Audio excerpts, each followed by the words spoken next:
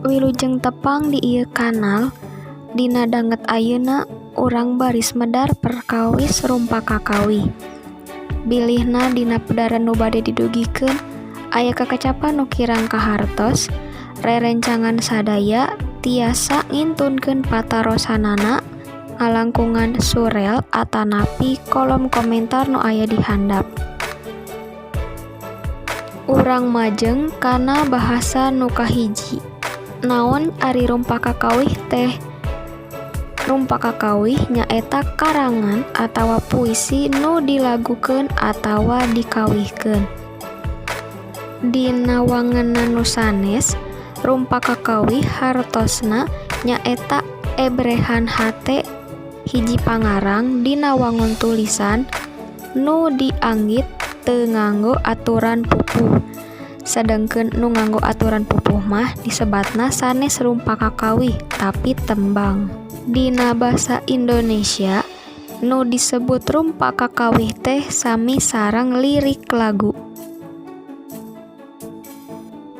Majeng kana unsur-unsur rumpa kakawih.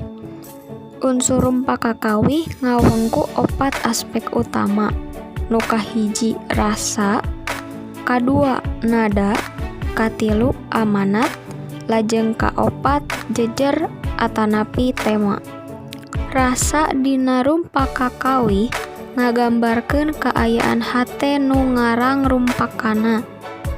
Upamina aya rasa hariwang, aya rasa bunga, aya rasa sedih nu dituduhkeun tina rumpaka nu didugikeun ku nu ngawihkeunana. Ari nada mangrupa gambaran sikap nu nulis rumpakana.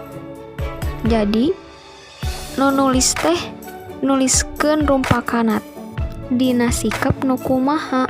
Upamina sikap anjeunna teh sieun, sedih sareng sanes kantena. Katilu aya amanat. Ari amanat raket patalina sareng pesen nu hoyong didugikeun ku nu nulis kanu ngaregepkeun eta rumpa kakawih atawa nu macana. Pamungkas aya jejer atanapi tema. Ari jejer atanapi tema teh mangrupa hal pokok nu dicaritakeun dina rumpa kakawih. Upamina masalah ekonomi, sosial, agama, kadeudeuh, sareng sanes kantana.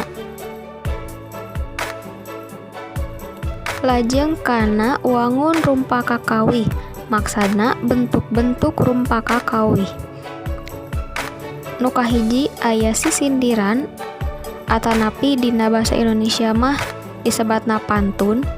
Nu kadua aya sajak atanapi puisi bebas. Rumpa kakawih nu wangunna sisindiran contona sapertos kieu. Ieu mangrupa rumpa kakawih es lilin ciptaan Ibu Mursih nu dikawihkeun ku Nining Meida. Tiasa ditinggal ku rerencangan sadaya yen wangun atanapi bentuk lirik atanapi rumpakana teh winangun sisindiran.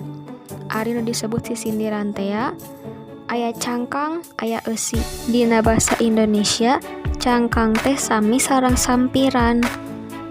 Nu dimaksud cangkang nyaeta baris kahiji atanapi padalisan kahiji sareng padalisan kadua.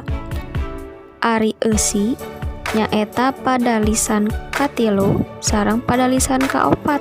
Dina rumpa kakawih winangun sisindiran umumna sok kapendak ayana purwakanti atanapi sasarwaan sora.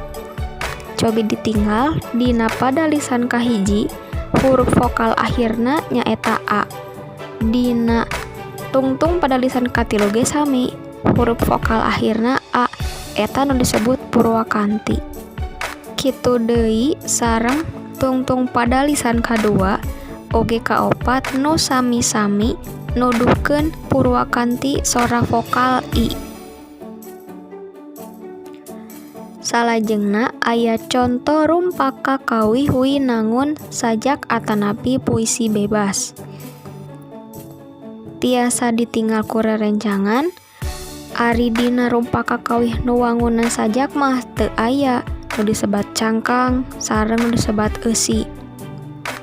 Estu ngagulu yuroe sapertos karangan biasa. Mugia rerencangan sadaya tiasanya ngabentenkeun mana rumpa kakawih nu wanguna sisindiran sareng mana rumpa kakawih nu wanguna sajak atanapi puisi bebas. Kanggo pedaran danget ayeuna, urang cekapkeun heula dugi ka dieu. Manawi rerencangan sadaya tiasa ngalap mangpaat tina naon-naon nu tos didugikeun. Hapunten tina samudaya kalepatan, wilujeng tepang deui dina pedaran nu sanesna. Hatur nuhun.